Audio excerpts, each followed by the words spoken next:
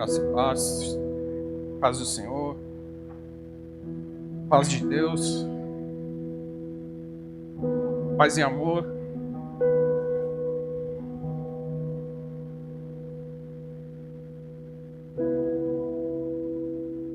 Quem está aqui o dia inteiro?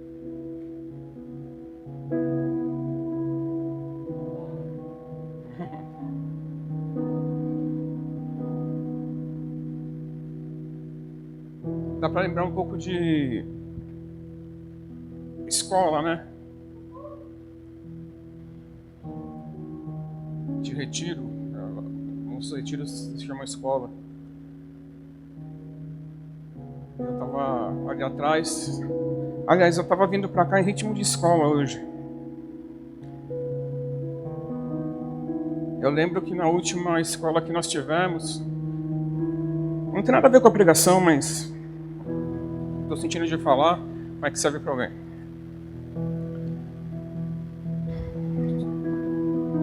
A última escola que nós tivemos, não sei se foi a última ou a penúltima, Roberto. Eu não sei se foi, presta atenção no que eu vou falar e você me corrige se eu estiver errado. Então, na última escola que nós tivemos, estava o pessoal da Kadosh, a Isis, o Devani. E faz uns 5 anos que nós fizemos a última escola, 6 anos. 2019. Meu. E daí eu lembrei que eu estava me preparando para o culto da noite. Começava às 6 horas, 6h30. Não, começava às 8, né? Depois do jantar. Eu estava me preparando e eu parei na frente do espelho. Eu coloquei meu boné. Eu falei, Deus, estou virando um tiozão, usando esse estilo de roupa.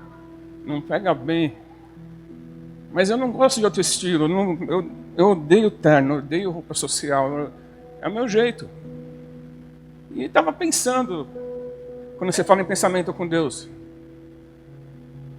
E daí, quando nós chegamos no culto, a Isis começou a ser usada em profecia. E ela falou, filho, eu te amo. Eu gosto de você, eu gosto do seu jeito. Eu gosto do seu jeito de se vestir. Eu falei, que louco. Sabe o que isso me fez sentir? Que ele está no controle de tudo. Qualquer detalhe da nossa vida, ele se preocupa. Qualquer detalhe. Se diz respeito à nossa vida, ele se preocupa, ele age, ele tem todo o poder, ele continua sendo Deus. E não é a forma que nós nos vestimos, mas é a forma que nós nos derramamos na presença dele. Não adianta nada ter... Uma vez entrei numa igreja, eu fiquei constrangido, mas não era comigo. Então um rapaz que era visitante, eu era visitante também, foi convidado por alguns amigos, e o rapaz entrou mascando um chiclete. Chegou o diácono, do outro lado da igreja veio, aqui não, respeite a casa do Senhor. Joga esse chiclete fora agora. Reverência a Deus. Aí matou o cara. Reverência a Deus não é mascar um chiclete, está certo que é feio, mas se você quiser mascar um chiclete, masca. Só não coloca debaixo da cadeira depois. Engole. Mas é como nós nos apresentamos na presença dele. Na simplicidade do que nós temos para oferecer. Do nosso jeito de ser. Do nosso jeito de falar. Do nosso jeito de orar. Tem gente que vai orar, tem gente que ora... Eu só consigo, quando é uma oração mais intensa, eu só consigo orar me mexendo.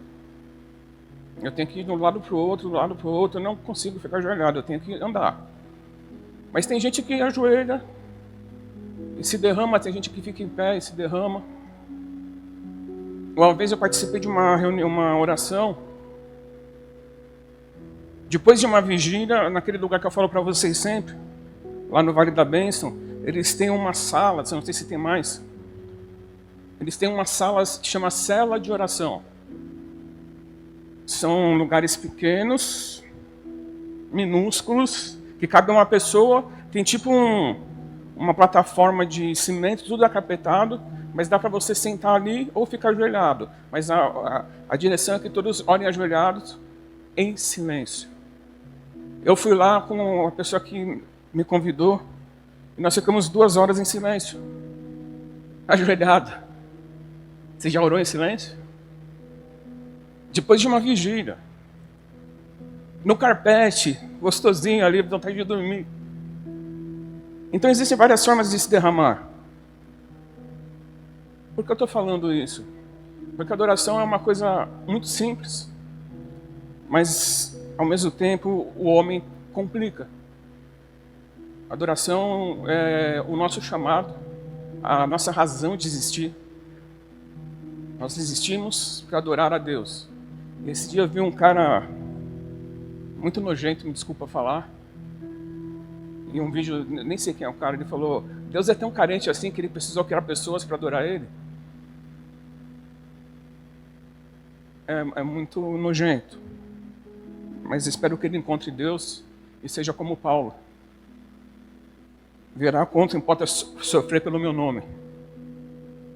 Então, adoração é a nossa identidade. Se eu perguntar para você o que é adoração, você vai falar: é um estilo de vida. Todo mundo, essa resposta aí já está gravada no coração de muita gente. Mas a adoração não é só um estilo de vida, é a nossa vida. Não é uma moda, não é algo que nós vestimos como uma roupa e tiramos. É a todo tempo, a todo momento, em todas as situações. Quando você está feliz, quando você está triste, quando está doendo, quando não tem nada, você só tem motivos para se alegrar. Quando está tudo muito bem, sua conta está recheada, você tem um carro do ano, é motivo para adorar também. Você tem uma casa em Miami, uma casa na Ilha Bela, eu queria ter uma casa na Ilha Bela, tá? Uma casa na Ilha Bela, aí você tem um triplex aqui. E eu vou falar uma coisa para você: é mais fácil adorar na dor do que quando está tudo bem. O ser humano não esquece fácil de Deus. Eu estou falando tudo isso, tem a ver com a minha palavra, mas nós precisamos ter entendimento, consciência de que tudo é muito simples com Deus. O homem complica muitas coisas. Hoje, tudo que tem acontecido, as pessoas estão falando de religiosidade, de religião, de sair da bolha da religião, mas o não ter uma religião se torna uma religião também. Então as pessoas estão idolatrando um sistema teológico. E Deus não se move de acordo com os nossos padrões. Ele não se move de acordo com as nossas vontades. Ele não se move de acordo com a nossa agenda. Ele faz do jeito que Ele quer, na hora que Ele quer e como Ele quer. Nós precisamos ter isso muito bem gravado, muito bem impregnado em nós.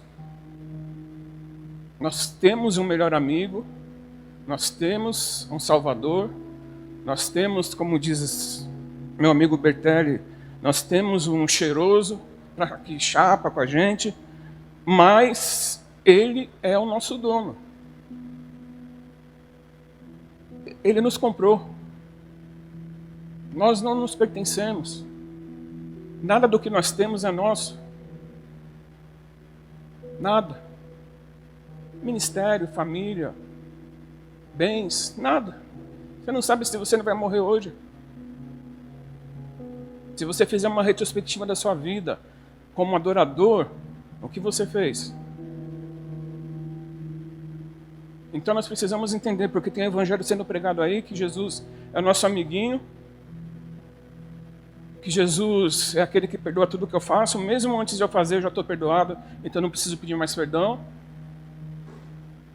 Que Jesus, eu vou citar, não vou citar nomes, mas vocês vão identificar, que nós somos o centro das atenções de Jesus, se nós somos o centro do coração de Jesus, tem alguma coisa muito errada acontecendo com a igreja hoje. Não podemos ter medo. Temor e tremor faz parte. Eu não tenho medo de Deus, porque Ele é meu Pai. Mas eu sei o que Ele pode fazer. Eu sei quem Ele é. E respeito. Se Ele falar vira à direita, eu viro à direita. Porque eu sei que se eu não virar à direita, Ele vai me empurrar para a direita. Se Ele falar para, eu fico parado. Se Ele falar deita, eu deito. Demorou anos para eu ser adestrado. Apanhei muito. E Deus bate também, porque Ele corrige os filhos a quem Ele ama. Então Deus, eu vou usar uma expressão aqui, Ele não respeita pessoas. Não respeita pensamentos filosóficos, não respeita programas, não respeita métodos de homens. E nós esperamos isso, todo o grande avivamento que aconteceu na Terra foi de uma forma muito simples, de uma forma improvável, com pessoas improváveis, mas que eram apaixonadas, que eram adoradoras. Todos os avivamentos. O avivamento, eu sempre falo isso, uma vez eu fui pregar num congresso de avivamento, e estava cheio, já tem umas 600 pessoas. E eu falei, eu vou falar uma coisa aqui que vocês não vão gostar muito. Mas o avivamento não vai acontecer aqui. O avivamento não acontece num congresso de avivamento. O avivamento acontece no secreto. O avivamento começa com a minha busca pessoal primeiro. O avivamento começa com meia dúzia de pessoas que se reúnem periodicamente para orar e buscar por pessoas que são apaixonadas pela presença de Deus.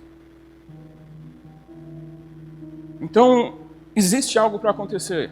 O cenário todo está preparado para a volta de Jesus, para o avivamento. Mas nós precisamos nos levantar como adoradores e adoradores proféticos. Então, Ele envia a chuva tanto para justo quanto para injusto. Ele faz do jeito que Ele quer. E 3 perguntas que eu quero fazer. Quem ou o que você adora?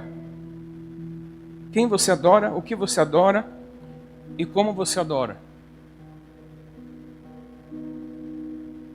E nós precisamos saber algumas coisas. Eu li um livro do Marcus Witt, O que fazer com esses músicos.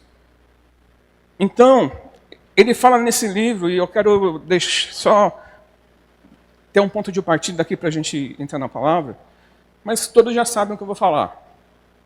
Então, quando nós falamos de louvor, adoração e música, são coisas distintas. Nós colocamos tudo dentro de um pacote e chama de adoração. A adoração pode ser através do louvor, e louvor não é só música, complica um pouco mais. Pode ser através da música, mas existem várias formas de se expressar.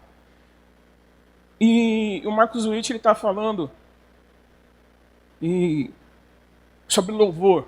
Ele usou um exemplo de louvor quando ele veio para o Brasil. E ele foi num estádio de futebol. E ele falou, eu vi uma verdadeira adoração acontecendo num estádio de futebol. O povo louvando. O povo erguendo as mãos. Porque o louvor envolve erguer as mãos, fazer barulho. Louvor na Bíblia nunca está associado a coisa quietinha, quadradinha. Sempre está associado a fazer ruído, fazer barulho, se agitar, levantar as mãos, dançar. A palavra louvor ela está relacionada a isso. Então, se você quer saber o que é louvor, não sei se você torce para algum time, o meu time está indo para a 3ª divisão já. E tem as músicas, eu morro por você, eu vivo por você, com você para sempre. São verdadeiros hinos. São verdadeiras expressões de adoração. Então nós precisamos entender, primeiro, louvor. Pode ser um cântico, pode ser ação de graças, Pode ser em público, pode ser em casa. E ressalta, geralmente, os atributos de Deus. Como que nós louvamos sem a música? Senhor, Tu és maravilhoso, grande, supremo, poderoso. Reconhecendo os atributos dele. Onipresente, onisciente, onipotente. Então, você louva uma pessoa destacando as qualidades dela. Isso é louvor. Quando tem música, você canta ressaltando as qualidades dela. Isso é louvor também. Tem acontecido uma coisa muito triste na igreja do Brasil. Alguns ministros de louvor tocando música secular no culto, em cima do altar. Eu vi um cara ministrando ainda. Ministrando o Zezé de Camargo e Luciano.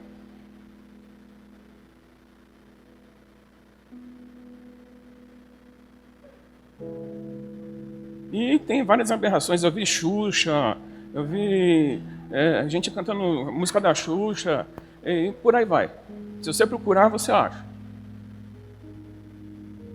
Mas o culto é algo que é feito para honrar alguém, para homenagear alguém, para exaltar alguém.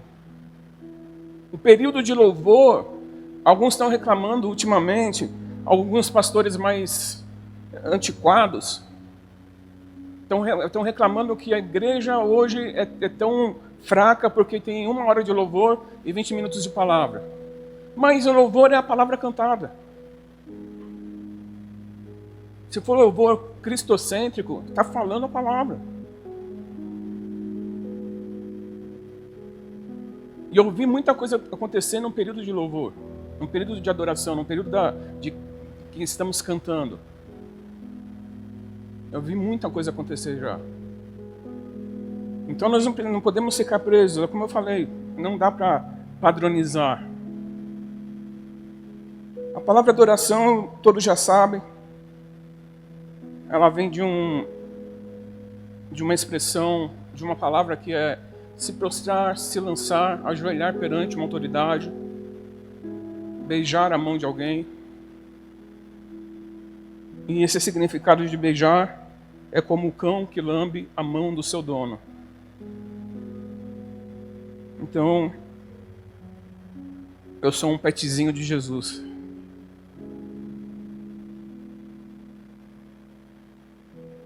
Está difícil de adestrar, mas ele fala, senta, agora eu já sento. Dá a pata, eu dou a pata.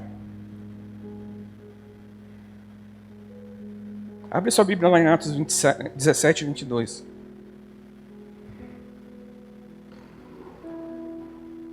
Adoração também significa amor extremo que se dedica a alguém ou alguma coisa.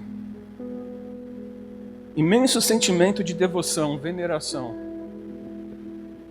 Então, para um louvor ser perfeito, ele precisa ter adoração, ele precisa ter as qualidades de Deus. Muito louvor hoje. Eu tenho me incomodado. Eu tenho rabiscado algumas letras, mas existe uma preocupação no meu coração de que a gente cante coisas onde Deus seja o centro. Fugiu muito também. Fugiu muito. Os louvores, então, você vai ter vitória, você é mais que vencedor, você é escolhido, erga a sua cabeça, você vai vencer. Gira em torno disso, gira em torno de mim. Tem que girar em torno dele. Exaltar ele. Engrandecer ele. Vocês estavam cantando uma vez que eu coloquei os meus olhos em ti. Como que ela acha? Você já chegou nesse nível de paixão? Uma vez que eu coloquei os meus olhos em ti, nada mais me satisfaz. Só a presença dele. Só o abraço dele. Só a voz dele me acalma. Que vocês cheguem a esse nível de relacionamento com Deus e todas as outras paixões, todos os outros amores sejam tirados do lugar que é de Deus. Que o trono do seu coração seja somente dele. Que o altar do seu coração seja somente dele. Pode ler para mim, por favor, do 22 ao 30. Atos capítulo 17, versículos 22 ao 30. Então Paulo se levantou diante do conselho e assim se dirigiu a seus membros. Homens de Atenas, vejo que em todos os aspectos vocês são muito religiosos, pois enquanto andava pela cidade, reparei em seus diversos altares. Um deles trazia a seguinte inscrição: ao Deus desconhecido. Esse Deus que vocês adoram sem conhecer é exatamente aquele que lhes falo. Ele é o Deus que fez o mundo e tudo que nele há. Uma vez que é Senhor dos céus e da terra, não habita em templos feitos por homens, e não é servido por mãos humanas, pois não necessita de coisa alguma. Ele mesmo dá vida e fôlego a tudo, e supre cada necessidade. De um só homem, ele criou todas as nações da terra, tendo decidido de antemão onde se estabeleceriam e por quanto tempo. Seu propósito era que as nações buscassem a Deus e, tateando, talvez viessem a encontrá-lo. Embora ele não esteja longe de nenhum de nós, pois nele vivemos, nos movemos e existimos. Como disseram alguns de seus próprios poetas, somos descendência dele, e por ser isso verdade, não devemos imaginar Deus como um ídolo de ouro, prata ou pedra, projetado por artesãos.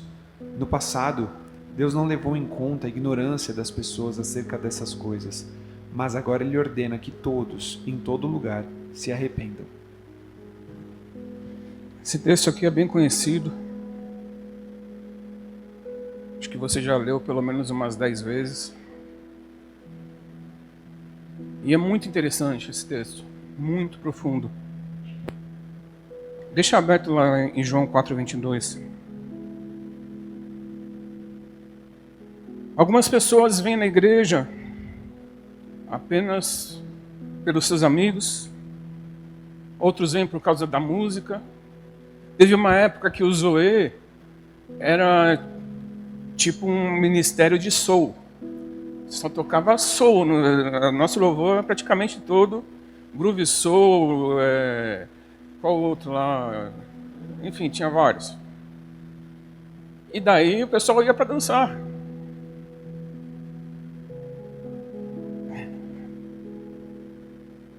É legal dançar na presença de Deus, você pode se alegrar na presença dele. Então a virgem na dança se alegrará.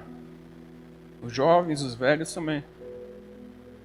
Então, pode se alegrar, é uma expressão de louvor, é uma expressão de adoração.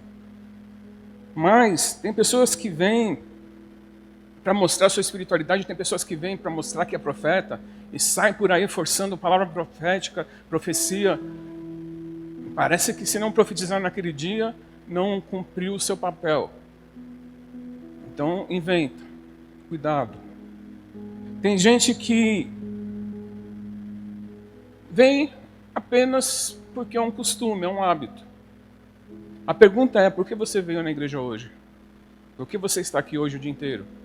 O que você está fazendo aqui hoje à noite?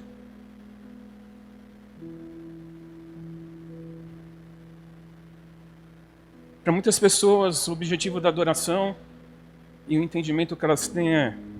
E agora, quando eu vou falar adoração, eu vou englobar tudo, tá? Louvor, música. O objetivo é, o que eu ganho se eu adorar? A pergunta é essa. O que eu ganho? Eu estou adorando, tem que ter alguma coisa em troca. Nós somos condicionados a isso. Nós somos condicionados, desde pequeno. O pior que seja o pai e a mãe, por mais pobre que seja, sempre vai ter aquela manipulação. Se você não fizer bagunça, você ganha tal coisa. Se você não fizer isso, você ganha tal coisa. Nem que seja uma bala, o pai e a mãe vai fazer isso. Se você se comportar, você ganha. Se você tirar nenhuma nota vermelha, eu não sei como que funciona agora o esquema de nota, mas na minha época era A, B, C, D e E. Do C para baixo era vermelho. Eu colocava com a caneta vermelha para D e E para vermelha, né?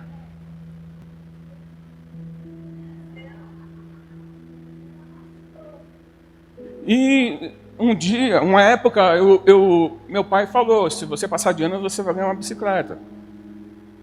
Daí eu passei de ano, no outro ano não ganhei, no outro ano não ganhei. Aí teve um ano que ele deu, já nem acreditava mais. Mas nós somos condicionados a isso. Somos condicionados a dar para receber algo em troca. Ou dar porque nós recebemos. E muita gente traz isso para o culto.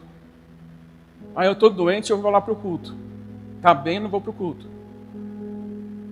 Ah, eu estou passando por uma luta terrível, preciso ir para o culto.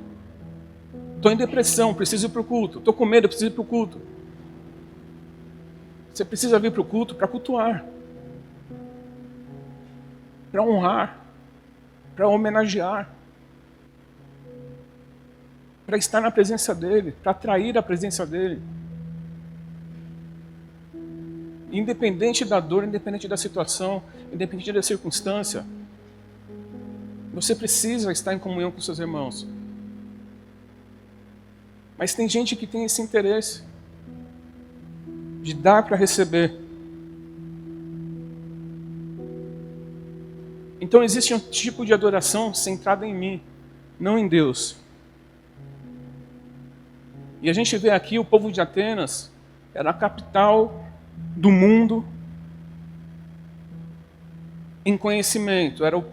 Vamos falar que era o país mais importante da época. Tinha muitos pensadores, filósofos, estudiosos. E Paulo chega nesse lugar e vê vários deuses, vários altares, vários templos. E daí você vai falar como que é a política da boa vizinhança, não, a política do correto, não, como que é? Politicamente correto. Eu não posso me meter, cada um com a sua religião. Eu vim parar aqui, tinha mais ou menos 30 altares nessa cidade com estátuas de deuses. A gente vê uma coisa interessante nesse povo. Eles buscavam alguma coisa, só não sabiam o que era. Eles adoravam alguma coisa, só não sabiam o que era. E aí lê o texto para mim de João. João capítulo 4, versículo 22. Vocês, samaritanos, sabem muito pouco a respeito daquele a quem adoram. Nós adoramos com conhecimento, pois a salvação vem por meio dos judeus. Nós adoramos com conhecimento. Nós não adoramos com sentimento. Nós adoramos com entendimento. É a versão que fala, vocês adoram aquilo que vocês não conhecem. Para você adorar a Deus, você precisa conhecê-lo. Você precisa ter um relacionamento com Ele.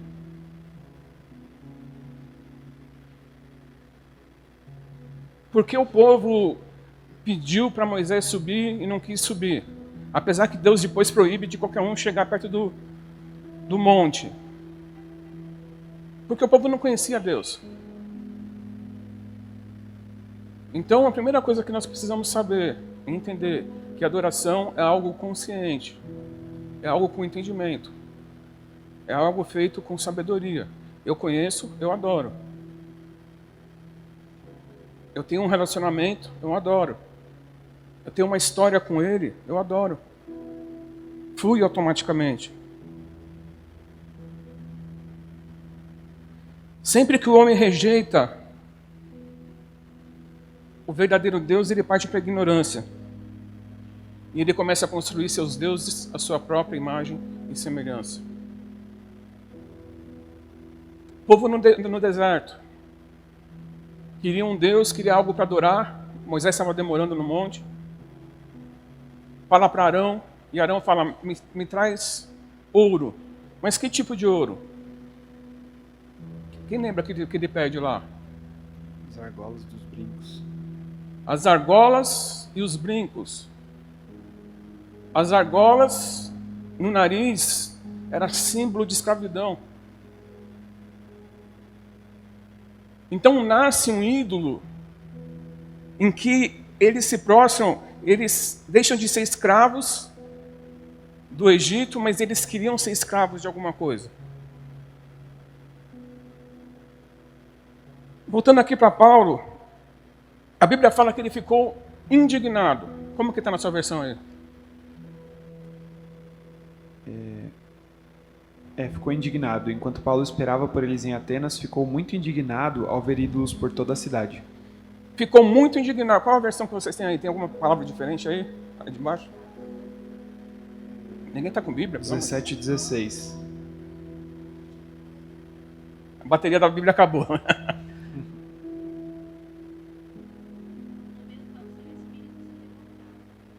O Espírito se revoltava, né? É o que se aproxima mais do original.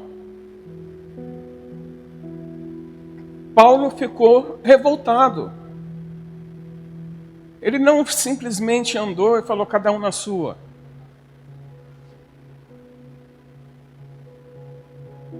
Seu espírito se agitava.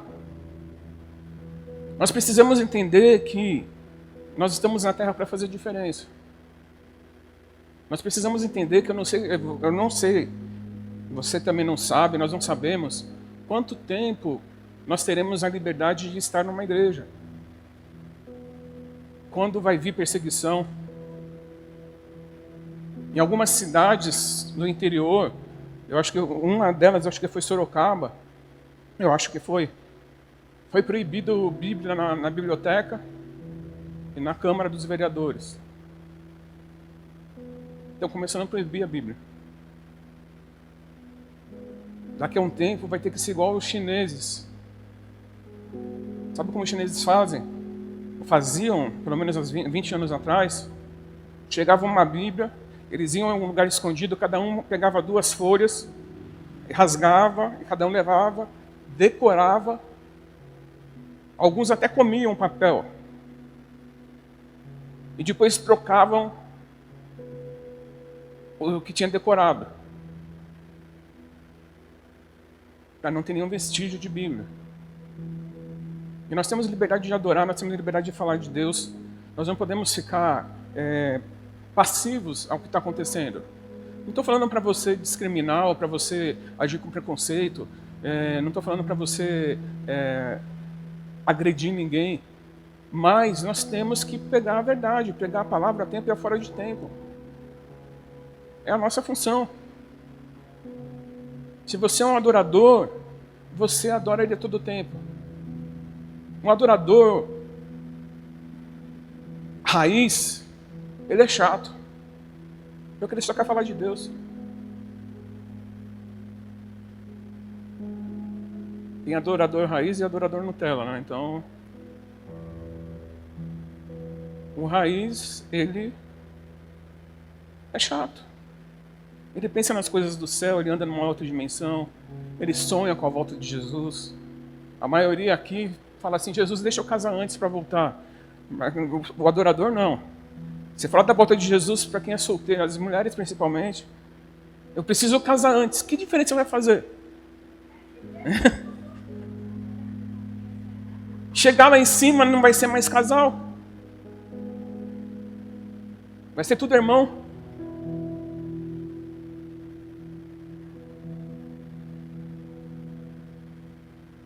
Então, um adorador verdadeiro, ele se incomoda com as coisas do inferno. E nós temos adoradores hoje que não saem de casa, adoradores, entre aspas, que não saem de casa sem consultar o seu horóscopo. Maldito diabo. Um crente que consulta o horóscopo é feiticeiro. A Bíblia condena o horóscopo. Ah, é só brincadeira. Não dá para brincar com o diabo. Só brincadeira, vou pegar os números da sorte e vou jogar. Cor do dia. Eu falo porque eu li horóscopo na minha adolescência. Eu vim de um lar muito místico.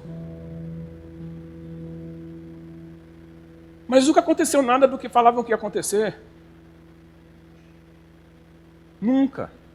E daí é o que eu sempre falo, agindo pela lógica, pela razão. Você pega, por exemplo, leão. Quem é leão aqui? Ninguém levanta a mão, né? Foi pegadinha, hein? Teve gente que segurou.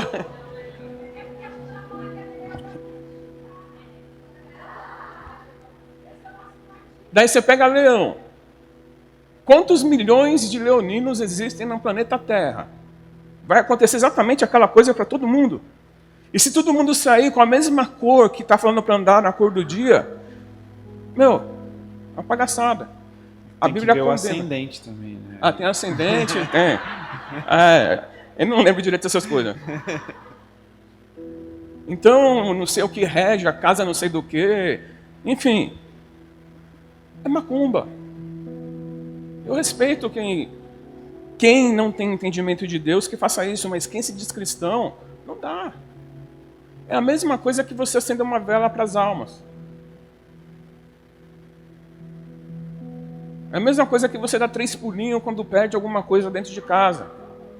São Longuinho. Simpatia. Simpatia não é de Deus. Vou amarrar a linha das 5 nós e amarrar no pulso, e quando a linha estourar eu vou perder 5 quilos. Existia uma dessa.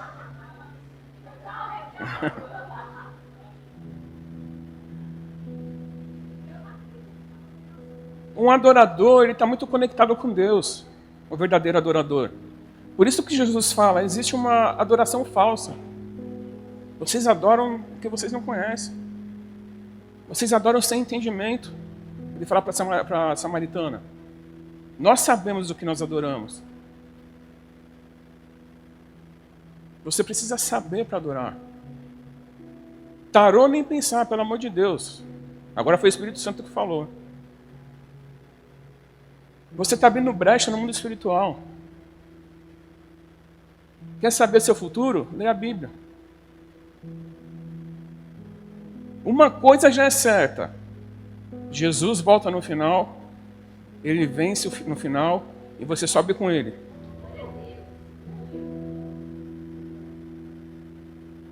Como foi, não sei se foi o Billy Graham que falou, não sei quem falou. Eu já vi o fim desse filme e a história é boa, o final é feliz. Não lembro quem falou isso. Então, precisamos decidir. Tem uma música do Apocalipse 16, muito antiga, que ele começa trocando ideia com o cara no começo da música, e o cara fala, mano, não sei se eu acendo uma vela para o outro lado, ou se eu faço uma reza. Daí ele falou, vou fazer tudo. Tem gente que quer se garantir de todos os lados. Só existe um Deus, só existe um caminho, só existe uma verdade. Só existe uma saída. Só existe uma resposta.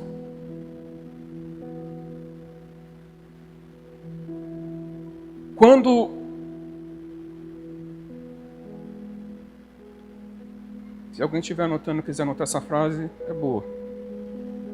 Quando a adoração genuína ocorre, e Deus é adorado em espírito e em verdade, então o homem é refeito à imagem e semelhança de Deus.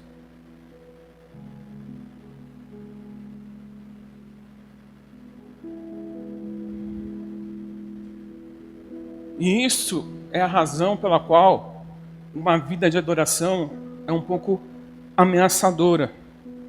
Porque a adoração, ela vai gerar mudanças profundas em nós. Quanto mais nós adoramos, mais nós parecemos com Jesus. E você vai ver que não é tão fácil andar com Jesus. Tem uma frase que dizem muito por aí. Você é aquilo que você adora. Você se transforma naquilo que você adora. Tem uma mudança, uma transferência de DNA, uma identificação. Então, quando você adora a Deus, começa a haver mudanças, não apenas superficiais, mas mudanças no nosso interior, no nosso DNA, nas nossas células. É louco isso. E você começa a andar numa outra dimensão. Você começa a andar com outro entendimento. Você começa a andar com uma intimidade mais profunda. Teve uma época em que... Acho que alguns são dessa época. Eu estou muito saudosista esses tempos. Mas que surgiu o louvor de intimidade no Brasil. E daí veio uma geração de ministros que abalaram o Brasil com o seu louvor, com a sua música, com a sua adoração. David Keelan, Cirilo, Ricardo Robortella, Nívia Soares. Nívia, aquela outra lá, da Adorando, Tristão. Enfim, veio uma geração, Davi Silva. Primeira vez que eu fui num congresso que eu encontrei o pessoal do Davi Silva, eu vi um monte de cara vestido de pano de saco, com cajado na mão, chofar atravessado aqui. Falei, meu, o que é isso? Confesso que eu julguei um pouco, né? Mas eu não estava no nível deles. Cada louco tem a sua loucura, né? Todo mundo vai ter a sua loucura. Mas quando você tem uma vida de relacionamento, de intimidade, de adoração, acontece como aconteceu com os discípulos, que se apresentaram perante as autoridades e falaram, esses andaram com Jesus. Eles estiveram com ele. É nítido.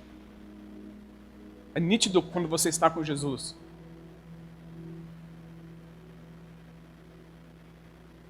A verdadeira adoração não depende das circunstâncias. A verdadeira adoração não depende do quanto ou do quão bem ou mal nós estamos nos sentindo. A verdadeira adoração não depende se temos uma igreja grande ou pequena. A verdadeira adoração não depende dos nossos títulos, da nossa atuação.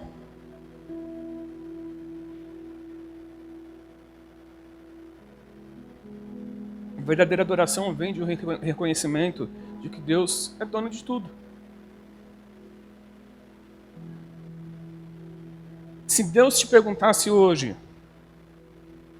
se Jesus te perguntasse hoje, por que você me ama? Por que você me adora? Qual seria a sua resposta? Por quê?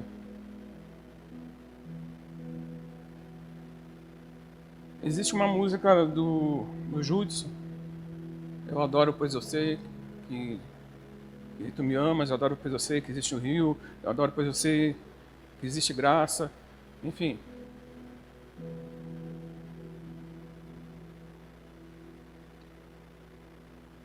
A verdadeira adoração não é sobre o que temos, o que obtemos com ela, mas sobre celebrar a Deus.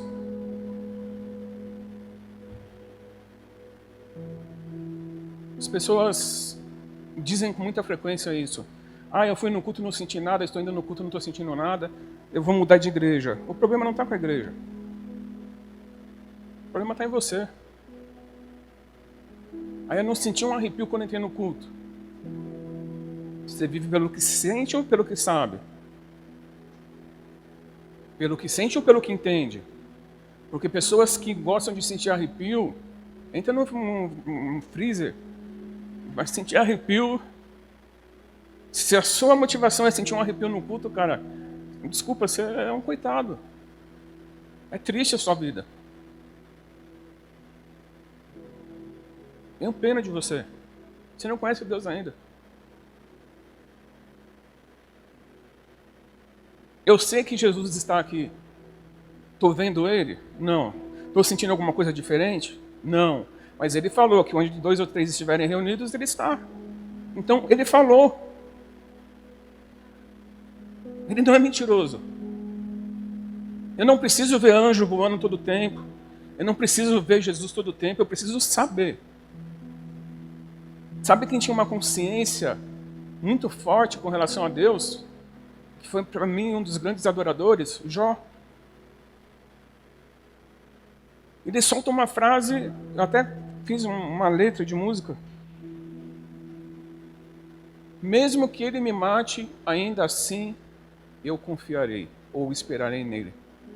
Mesmo que me mate.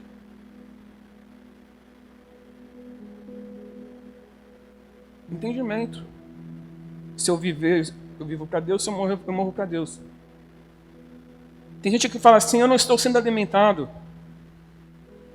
Para muitas pessoas, a igreja, o culto, é sobre elas, sobre o sentimento delas. Mas a verdadeira adoração é quando reconhecemos quem Deus é e comemoramos e nos alegramos na presença dele. Uma outra frase para anotar, se alguém estiver anotando. A verdadeira adoração genuína não começa com os nossos sentimentos. Começa com a nossa compreensão e apreciação de Deus. Começa com entendimento. Jesus, lá ele estava falando de um tratado sobre adoração com a mulher samaritana. E ele fala, vocês não sabem adorar ainda. Satanás tentará usar os seus sentimentos para impedir que você adore.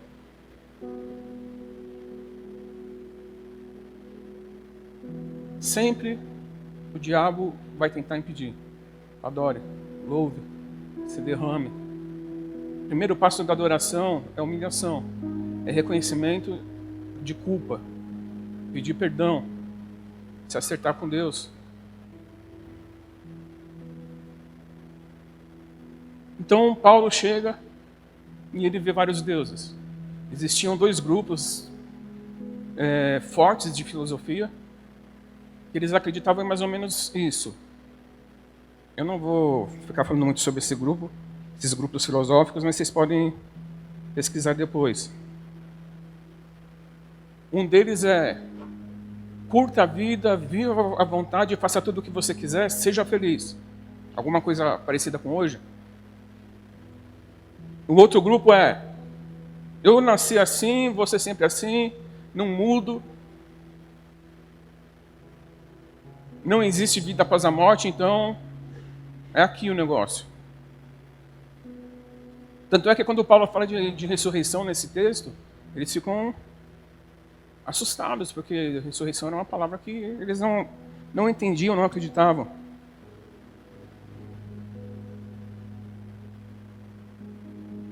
Versículo 23. 17, versículo 23.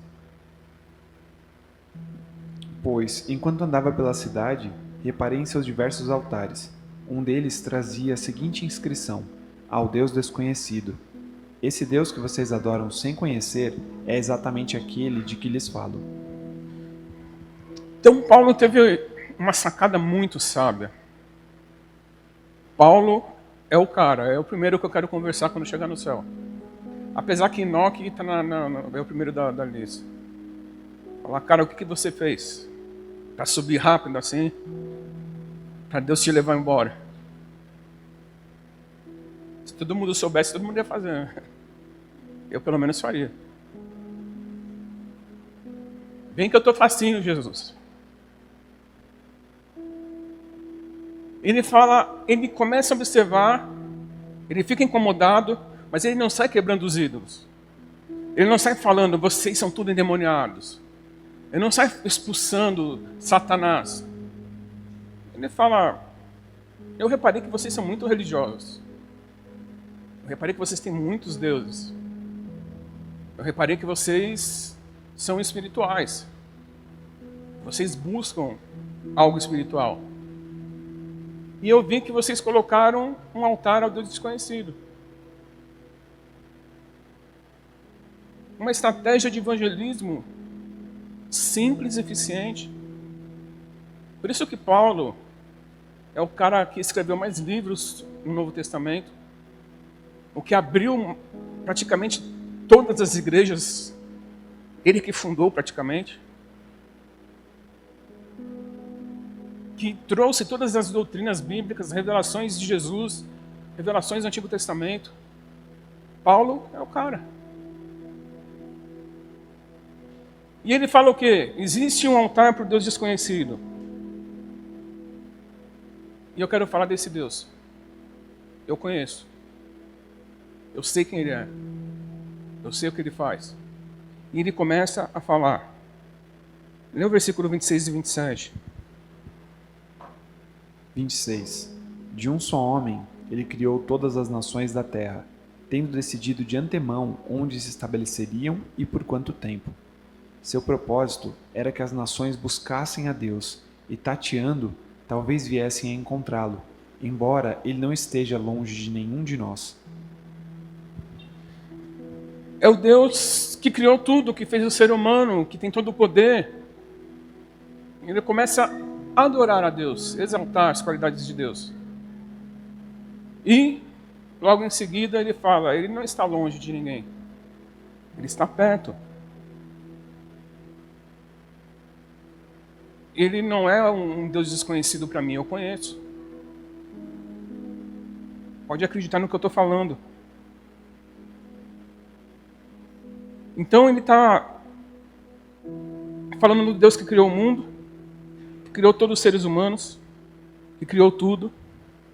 E não importa se nós somos pobre, rico, inteligente ou menos inteligente, não vou falar burro, sábio ou ignorante, preto, branco, amarelo, marrom. Não importa a sua família, seu grau de instrução. Se você foi feito por Deus, e eu creio, todos fomos feitos por Deus, você foi feito para adorar. Ah, eu não sei qual é o meu chamado, pastor. Adorar. É simples. O ID vem depois de uma vida de adoração. Você nunca vai conseguir atender o ID se você não for um adorador. Se você não tem relacionamento. Senão você vai tentar empurrar uma religião, aí sim uma religiosidade. Você ia empurrar um monte de regras sem espiritualidade, sem relacionamento. Ele está falando o quê? No versículo 28, dê para mim. Versículo 28. Pois nele vivemos, nos movemos e existimos. Como disseram alguns de seus próprios poetas, somos descendência dele. Olha a sacada de Paulo aqui também. Olha a capacitação. Quanto mais você estuda, mais Deus te usa. É um segredo, tá? Quanto mais conhecimento você tem, mais Deus vai te usar. Você abre um leque de opções, de oportunidades. Ele fala o quê? Nele vivemos, nos movemos e está todo o nosso ser. É a versão que eu tenho aqui. Ele falou, os seus poetas dizem isso. Ele pegou um texto de uma poesia grega e usa para Deus. Esse Deus que eu estou falando. E não é antibíblico o que ele falou, porque a Bíblia fala que todas as coisas convergem nele. Porque dele, por ele e para ele são todas as coisas. Ele só mudou a forma de falar, usando um exemplo que as pessoas entendiam. Nós só existimos, entrando aqui, nós só existimos por causa de Deus. Você só está vivo hoje porque Deus preservou a sua vida. Porque os anjos trabalharam muito, você nem sabe os livramentos que você já teve hoje. A gente tem livramento a todo tempo e não sabe. Daí quando acontece alguma coisa que fica evidente, a gente fala, Deus não está comigo. Por que Deus? Um exemplo. Você está andando na rua, você vai, tropeça, cai e quebra o dedão. Você não sabe se o anjo não empurrou um ônibus que ia passar por cima de você para longe? E quantos livramentos você já teve? Parece coisas fora do normal, sobrenatural, não sobrenatural, besta mesmo, vai. Mas eu conheci uma menina que ela estava saindo de um ensaio de escola de samba. Ela atravessou a rua e veio um pneu de caminhão que escapou do caminhão, atropelou ela e matou.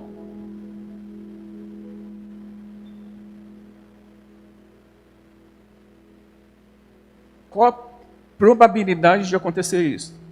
Você na calçada,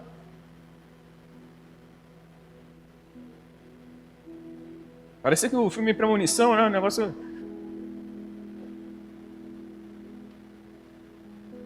Uma outra também estava num ensaio de escola de samba. Teve tiroteio. E ela tomou um tiro bem aqui, perto do olho, entre o olho e a testa. Está viva até hoje, a bala continua lá.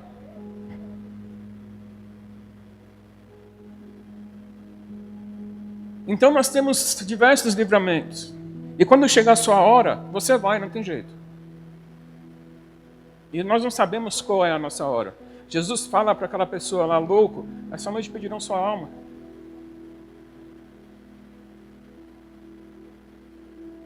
Nele nos movemos, nele vivemos, e está todo o nosso ser, nele existimos.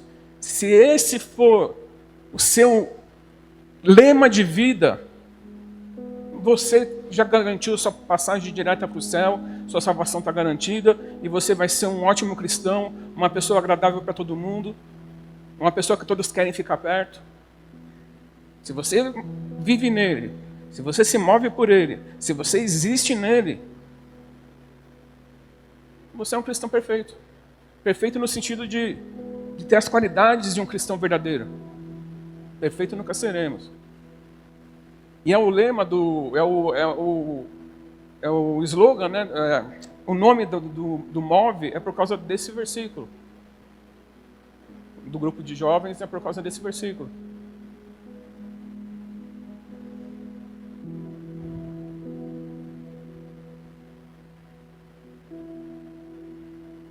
Nós podemos pensar que temos tudo, mas nós estamos aqui por causa de Deus. Podemos ter vários planos, e não estou falando para que você não tenha. Faça planos, sonhe com o futuro.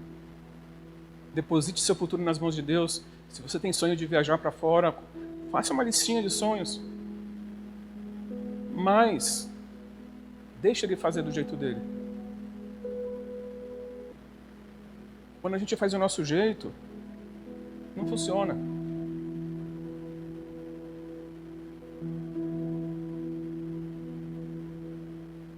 Então nós podemos pensar que temos tudo sob controle. Mas isso não é verdade. Porque nele vivemos, nele nos movemos e nele existimos. Versículo 29. E por isso, e por ser isso a verdade, não devemos imaginar Deus como um ídolo de ouro, prata ou pedra, projetado por artesãos. Então não podemos imaginar Deus como um ídolo de ouro, prata ou pedra. Está havendo um sincretismo religioso muito forte no Brasil. E fora também. Alguns lugares da Europa tem o templo que funciona como igreja até certo horário, depois o outro horário é balada. Uma balada mesmo, com cerveja, droga, tudo que você pode imaginar. Aqui estão trazendo pessoas de outras religiões e colocando no altar. Aqui no Brasil. Eles estão indo em cultos de outra religião. Eu, se eu for convidado, eu vim de lá, eu sei como funciona. Eu vim dos dois tipos de espiritismo, tanto de Umbanda, Candomblé, Kardecismo. Eu vou, não tem problema. Mas eu não vou ficar cantando e dançando e ajoelhando perante um santo.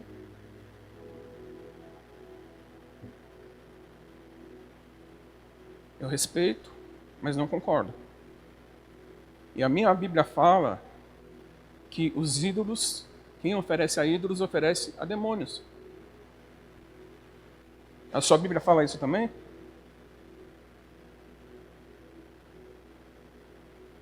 Primeira Coríntios 10:19 diz assim: Então, o que estou tentando dizer? Que a comida oferecida a ídolos tem alguma importância ou que os ídolos são deuses de verdade? De maneira nenhuma. Estou dizendo que esses sacrifícios são oferecidos a demônios e não a Deus. E não quero que vocês tenham parte com demônios. Vocês não podem beber do cálice do Senhor e também do cálice de demônios. Não podem participar da mesa do Senhor e também da mesa de demônios. É isso. Tá claro, né? Eu chegava no centro, a primeira coisa que eu fazia era ir aos pés do Preto Velho, pegar a pipoca que ele deixava lá uma semana, a pipoca ficava, sei lá, 10 dias, você nem sei quanto tempo ficava a pipoca lá. Pegava e comia. Ah, não tem nada, é só um docinho de Cosme e Damião. É consagrado. Se você orar, quebra, mas para quê? Tentar, foge da aparência do mal.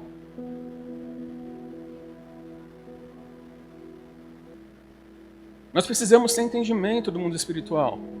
Precisamos saber quem somos. Paulo chega lá e chega para fazer a diferença. Ele fala, em outras palavras, ele reúne o pessoal e ele é levado a um lugar de evidência para falar. Eles queriam ouvir Paulo falar. E ele fala coisas pesadas, profundas, mas de uma forma gentil, sábia. Ele está falando, vocês são tudo burros. Vocês são tudo endemoniados, mas ele não fala nessas palavras. Ele fala, vocês estão enganados. Outra frase, para quem quiser anotar.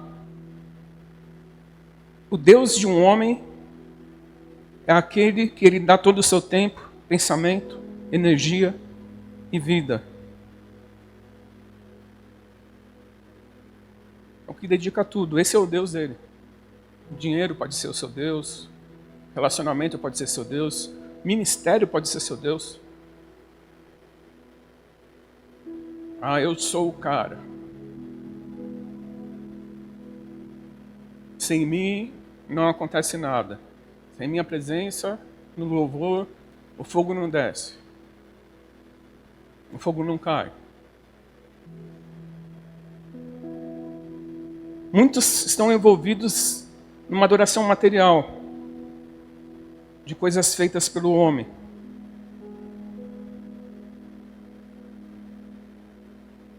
Deus nos fez e fez o homem para que o homem anseie por ele. Quanto você anseia pelas coisas de Deus? Quanto tempo você gasta pelas coisas de Deus, com as coisas de Deus? Quanto tempo você passa lendo a Bíblia em oração? Em santidade? Santidade é um processo. Mas você não pode se conformar com um pecado. Tem que lutar todos os dias. Se existe um pecado que acompanha você há muitos anos, continue lutando. Ore. Peça ajuda.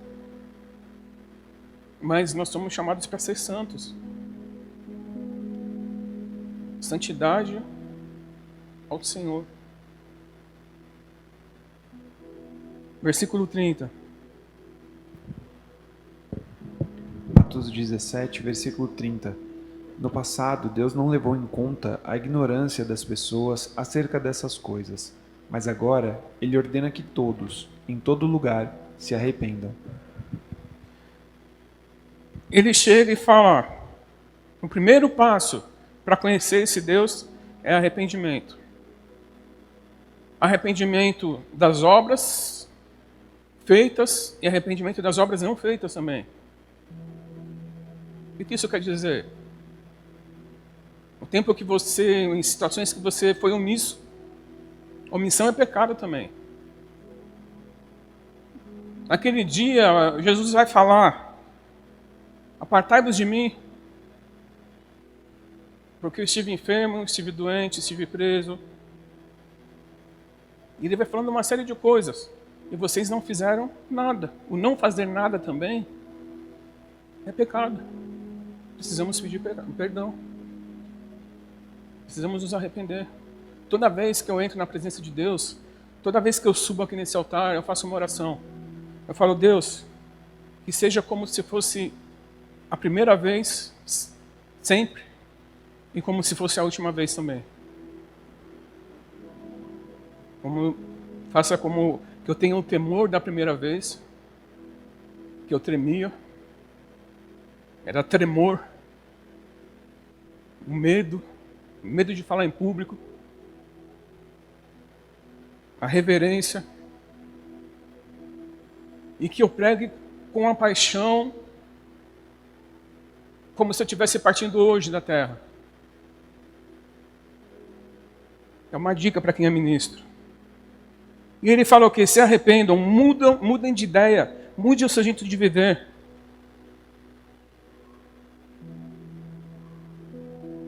Ajam com sabedoria.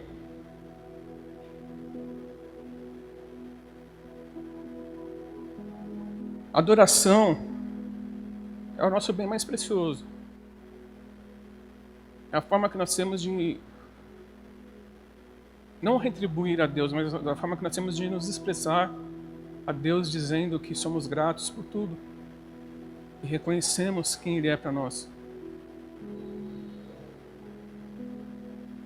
E tem muita gente pregando, tem muito coach aí falando e aplicando técnicas no altar de poder de pensamento positivo, de poder da atração, fique rico. Jesus teve um agora que é muito conhecido, mas eu preciso falar, não vou falar o nome dele. Ele fala que um dia Jesus sai de casa e ele vai até a praia. E na hermenêutica, exegese dele, enfim, ele fala que Jesus tinha uma casa de praia. Ele era muito rico. E como Jesus conquistou esse dinheiro? José era carpinteiro, ensinou o ofício para Jesus. Só que na época de José, para construir uma mesa e 4 cadeiras demoravam 6 meses. Mas quando Jesus assumiu, chegava ao cliente e ele falava, quanto tempo demora? 3 meses? Ele falava, não, agora, parece mesa, parece cadeira. E ele foi vendendo mesa, vendendo cadeira, vendendo móveis, juntou dinheiro, comprou a casa na praia. É um cara de peso no mundo pentecostal. É um cara muito famoso no mundo pentecostal. Jesus não tinha nem roupa. A roupa dele rasgaram, lançaram sorte. Ele fala, não tem onde encostar a cabeça. As mulheres, a maior parte do sustento de Jesus era das mulheres. As mulheres que sustentavam Jesus. Para a cultura da época, era uma vergonha um homem ser sustentado por mulher. Hoje não, se a Roberta ganhar 150 mil por mês, eu vou ficar só usufruindo do... Nós não podemos adorar de verdade enquanto há pecado em nossa vida. O que isso quer dizer? Que não pecaremos mais? Não. Tire seu tempo, é o que eu falei, se tem um pecado, vou falar o pecado de estimação. Alguns gostam. Anda com ele na coleira, põe ele para dormir junto, pecadinho de estimação. Eu abro mão de tudo, menos esse pecado. Esse é aquele que eu guardo com carinho. Mas se você tem seu pecado de estimação, se livra dele. Se tem alguma área da sua vida que existe brecha, procura uma libertação, cura interior. O segredo de não entrar na presença de Deus em pecado? Pedir perdão sempre. Todas as vezes que eu subo no altar, eu falo, Deus, me perdoa pelos pecados, eu dou nome aos pecados, e me perdoa pelos pecados que eu cometi inconscientemente. A Bíblia fala disso também, que nós cometemos pecado consciente e inconscientemente. Aqueles que nós sabemos e os que nós nem sabemos. Eu posso entrar na sua presença limpo, me lava com o sangue de Jesus. Eu posso entrar na sua presença coberto com sangue, limpo, puro. e entro. Porque senão ninguém podia estar no altar. Se fosse de acordo com o Antigo Testamento, todo mundo ia ser fulminado. Mas o significado da palavra arrependimento mesmo, no original, é metanoia, uma mudança de mente, uma mudança de curso, uma mudança de caminho. Precisa haver uma metanoia, uma mudança de mente.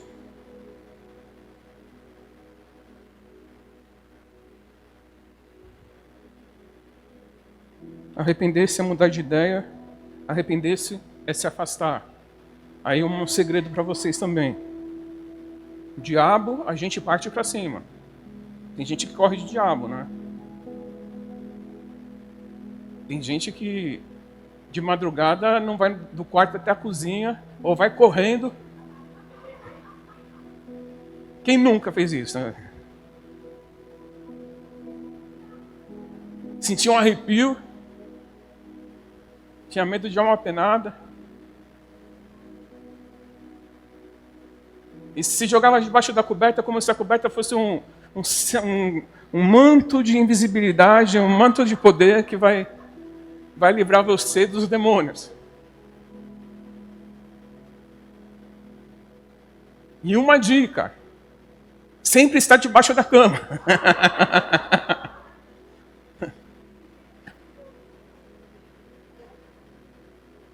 Mas tem gente que foge de diabo. O diabo a gente parte para cima. As portas do inferno não prevalecerão contra a igreja do Senhor. Não prevalece. Agora, quando é tentação, eu corro. Tentação não dá para brincar. Tentação não dá para você expulsar a tentação. Você tem que correr. José saiu correndo, deixou a roupa dele na mão da mulher de Potifar. Saindo. Fugir da tentação, fugir da aparência do mal. Não dá para brincar um pouquinho só quero ver até onde vai, só quero ver o que acontece. Eu só quero ver como que eu me sinto. Chuta que é laço. O que tem impedido você de adorar a Deus? O que tem impedido você de adorar verdadeiramente a Deus? A adoração verdadeira é a expressão do nosso amor por Deus. E quanto você ama? Quanto você adora? O que você adora? Sua adoração está centrada em mim ou nele? Em você ou nele?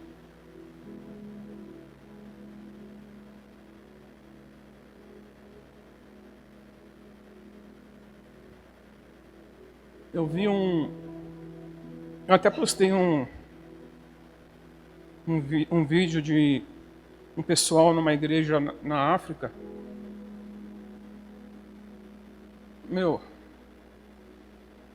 É aquela famosa frase de quem quer faz acontecer. O louvor estava sendo dirigido por algumas pessoas, umas 4 pessoas, meninas e meninos. E o instrumento era um barril daqueles de plástico. E o cara tocando, adorando lá.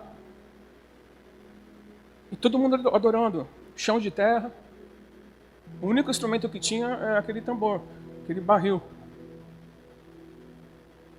E você via a adoração, a expressão da verdadeira adoração em cada um. Tanto é que fizeram um vídeo com eles depois. Alguém, não sei quem foi, doou todos os instrumentos para eles. Microfone, tudo. Tudo foi na loja, comprou tudo zero. E daí apareceu eles recebendo no culto.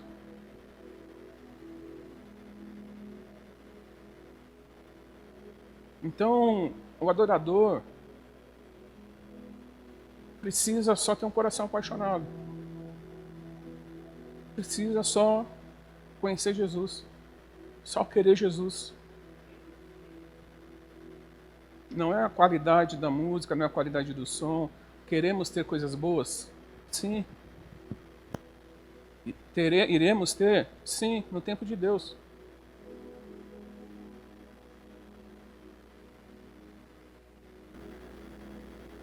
Mas a maior expressão de adoração que eu vi de um povo, não algumas, mas sim, alguns lugares que mexeu muito com a gente, quando nós fomos lá para a igreja do nosso amigo Pastor Marcos, lá no Complexo da Maré, no Rio. Aquele povo é um povo que é apaixonado por Jesus. É um povo que ama Jesus. Quando nós fomos à Bahia, lá em Jequié, né?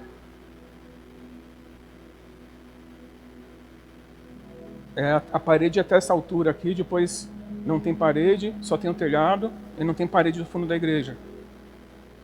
É muito quente. Daí no finalzinho da tarde bate uma brisa assim que parece ar-condicionado.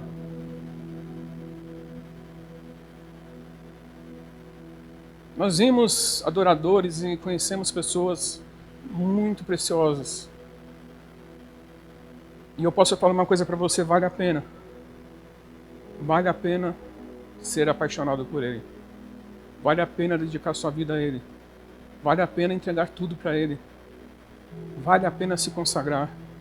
Eu conheci pessoas que foram ao extremo. Hoje, como tudo é religiosidade, enfim, essas pessoas seriam loucas. Mas eu conheci pessoas, por exemplo, eu conheci uma irmã que ela falou, não vou casar. Eu entrego minha vida sentimental para Jesus. Não casou. Pessoas que fizeram loucuras por Deus. Você chegava na casa dela, ela jogava para você e falava a sua vida inteira. Uma intimidade com Deus que poucos têm. Enquanto a sua preocupação estiver no seu coração, em conquistar as coisas, é o que eu falei, você precisa levantar de manhã, trabalhar, estudar.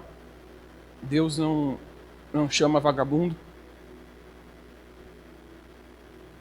Mas enquanto a sua motivação estiver em satisfazer os desejos do seu coração, Deus não está em primeiro lugar na sua vida. Ou enquanto a sua vida estiver em satisfazer a pessoa, o seu companheiro, sua companheira, namorada, marido, mulher, que tem gente que idolatra o marido ou a mulher também. Cada um no seu lugar. Deus, família e igreja.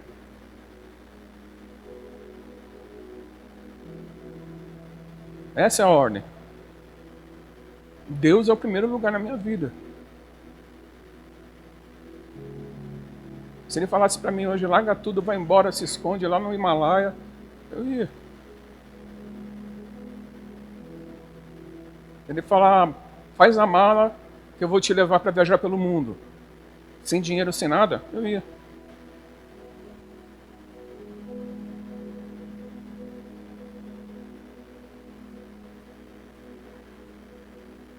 E o verdadeiro adorador, ele oferece, eu sempre falo, eu vou terminar aqui, eu sempre falo que Miriam, ela ofereceu o louvor do lado errado, a adoração do lado errado. Ela seria uma verdadeira adoradora se ela louvasse antes de atravessar o Mar Vermelho. Depois que atravessou é fácil. Quero ver você louvar, falar, Deus me dá o livramento, Deus é o que me liberta, é o que faz as grandes coisas, é o que me sustenta, Ele é meu Deus. Quando o Mar Vermelho está fechado e está vindo o exército de Faraó atrás de você. É nessa hora que precisa liberar o louvor. Não estou falando que Deus não recebeu o louvor dela, mas ela perdeu a chance de liberar um louvor profético. Paulo e Silas na prisão, quase meia-noite, presos, torturados, sangrando, começaram a louvar, a adorar. A adoração traz libertação, Adoração é uma arma de guerra, adoração é uma arma de defesa, adoração traz cura, traz libertação. Quanto mais nos aproximamos dele, mais ele nos abençoa. Eu não preciso ter dinheiro, eu não preciso ficar pedindo dinheiro para Deus, não preciso ficar pedindo coisas para Deus, porque ele dá, ele tem prazer. Tem prazer em nos dar. Eu não conheço um adorador que dedicou sua vida a Deus que não esteja bem. Todos passam pela fase de tratamento, entenda isso. Se você tem um chamado ministerial, você vai ser, seja bem-vindo, você vai ser moído, estraçalhado, quebrado. Quando você pensar que não tem mais jeito de acontecer alguma coisa, Deus pisa em cima de você ainda e fala, vou quebrar mais um pouco. Para reconstruir do jeito que eu quero. Então, todos os homens que têm uma história com Deus, todos os homens e mulheres que têm história com Deus, passaram pelo processo de ser quebrados, de ser amassados, de serem moldados e remoldados na mão do oleiro. Mas até isso é motivo de adoração, porque ele está construindo algo eterno em nós. Ele está colocando valores eternos dentro de nós.